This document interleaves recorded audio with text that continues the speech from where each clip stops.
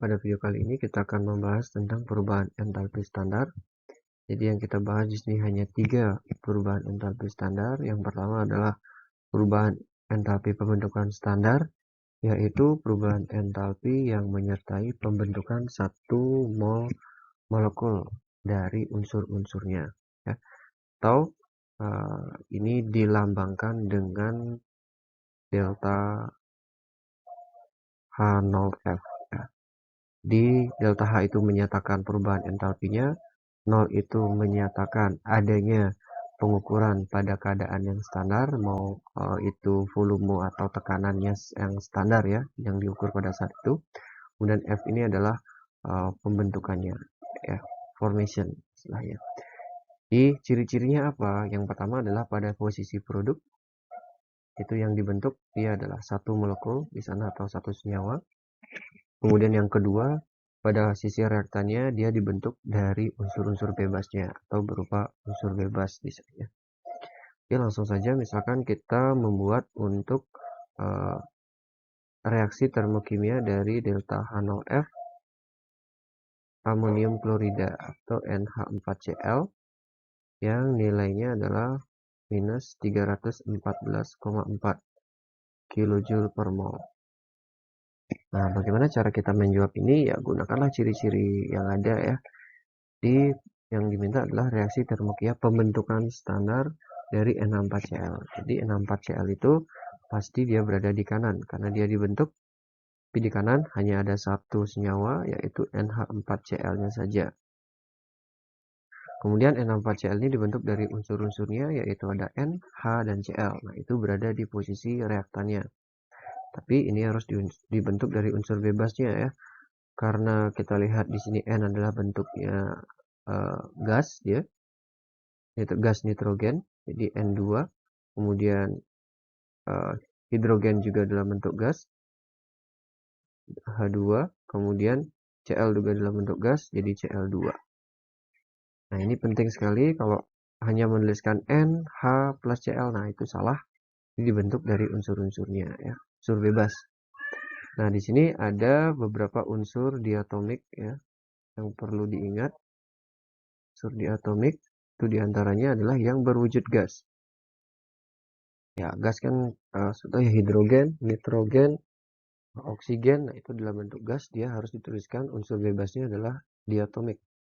Kemudian ada unsur-unsur golongan 7A ya. Di unsur-unsur golongan 7A itulah diatomik, dia juga penulisannya yaitu adalah F, F2, kemudian Cl2, terus Br2 dan I2. Nah, ini dituliskan harus dalam bentuk diatomiknya. Oke, ini sudah dasarnya kita sudah tulis seperti ini. Ya, bentuknya satu molekul dibentuk dari unsur-unsurnya, tapi sekarang harus kita setarakan ya.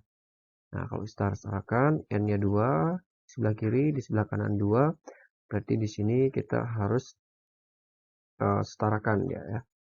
Jadi kita kalikan 2 di sebelah kanan, sehingga N-nya sama. Kemudian hanya sebelah kiri 2, di sebelah kanan jadi 8, jadi di sini kita tambahkan 4, dan Cl-nya sudah sama. Tetapi ini belum selesai ya. Jadi ini masih belum tepat jawabannya. Karena apa? Karena dari pengertiannya itu adalah pembentukan 1 mol ya. 1 mol di sini dibentuk adalah 2 mol ya. Berarti kita rubah, kita kali setengah semuanya supaya produknya menjadi 1 mol ya. Jadi reaksinya adalah setengah N2 kemudian ditambah, nah ini dibagi 2 juga, 2H2, ini dibagi 2 atau dikali setengah Cl2 menjadi NH4Cl ya. Nah, ini udah reaksi yang setara ya. Kemudian delta H-nya adalah minus 314,4 ya, satuannya kilojoule per mol. Nah, tetapi kalau mau yang di sini, yang di atas itu delta H-nya ya berubah dia ya. Kalikan 2 dia jadinya. Minus 628 jadinya, 0,8 kilojoule per mol. Ya, tetapi yang diminta jawabannya adalah yang ini. Oke, Yang kedua itu adalah reaksi penguraian standar. Jadi reaksi penguraian standar ini kebalikan dari pembentukan, yang artinya adalah perubahan entalpi yang menyertai penguraian satu molekul menjadi unsur-unsurnya. Jadi di sini lambangnya adalah delta H0D. Nah, ini ciri-cirinya adalah pada sisi reaktan itu hanya satu senyawanya ya, karena yang diurai menjadi unsur-unsurnya, itu posisinya pada posisi produknya. Sekarang kita coba contohnya untuk menuliskan reaksi termokimia dari delta H0D CaCO3 ya. Itu besarnya adalah 1207 kJ per mol. Oke, berarti jawabnya yang diuraikan adalah CaCO3. CaCO3 berada di posisi reaktannya, dia akan terurai di sini menjadi unsurnya adalah Ca. Ca itu adalah monoatomik ya, jadi bukan diatomik, hanya Ca saja. Kemudian karbon monoatomik juga, kemudian oksigen. Nah, ini dalam bentuk gas, berarti dia harus dituliskan O2. Oke, jadi tinggal kita setarakan. Nah, ini sudah unsur-unsurnya. Kita setarakan. Ca sudah 1, C juga sudah 1. Kemudian untuk O-nya yang belum ya. Jadi 3 dan 2 supaya sama-sama menjadi 3, berarti kita kalikan 3/2. Oke, jadi sudah selesai. Ini, maka tinggal langkah akhir yang mencirikan dia sebagai reaksi termokimia adalah ada delta H-nya ya. Di positif 1207 kJ per mol. Oke, jadi sangat berbanding terbalik ya dari penguraian atau pembentukannya. Kalau misalkan kita ingin merubah ini menjadi pembentukan standar, ya tinggal dirubah Ca-nya ditambah C ditambah 3/2O2 itu menjadi CaCO3. Nah, ini delta H0F tinggal dirubah karena kebalikan, jadi di sini jadi minus ya. 207 kJ per mol. Oke. Seperti itu.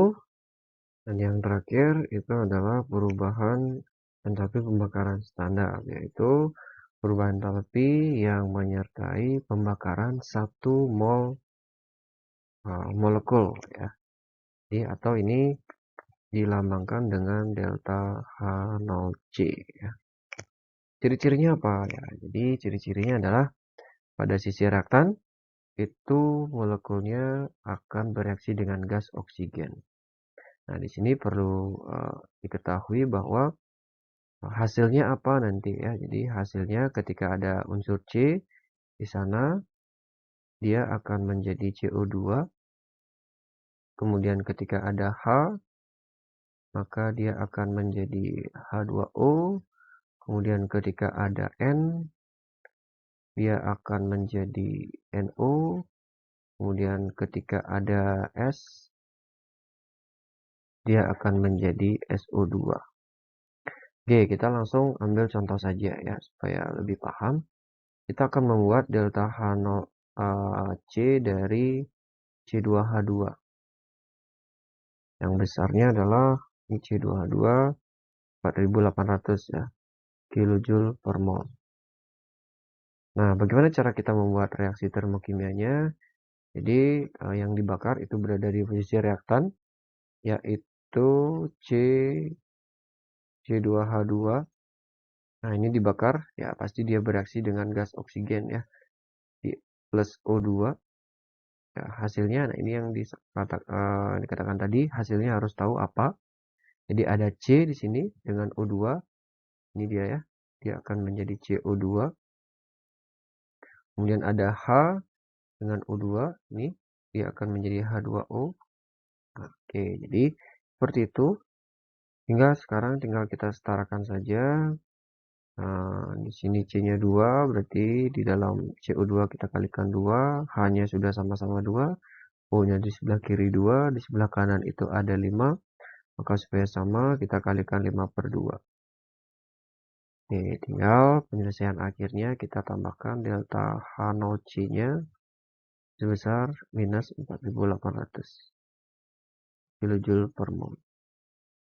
Seperti itu ya. Kemudian kalau misalkan contoh lain, ya, misalkan kita membentuk delta H0C dari NH3 misalkan gitu ya. Nah, bagaimana caranya? Ya, di NH3-nya ada di posisi kiri, kemudian dia bereaksi dengan O2, terus hasilnya apa? Nah, di sini ada N dengan O, maka itu jadi NO, dan kita tambah H dengan O, jadinya H2O. Oke. Nah, tinggal kita setarakan saja. Hanya ada 3, di sini ada 2, berarti kita kalikan 3/2. Kemudian di sebelah kanan O-nya totalnya jadinya ini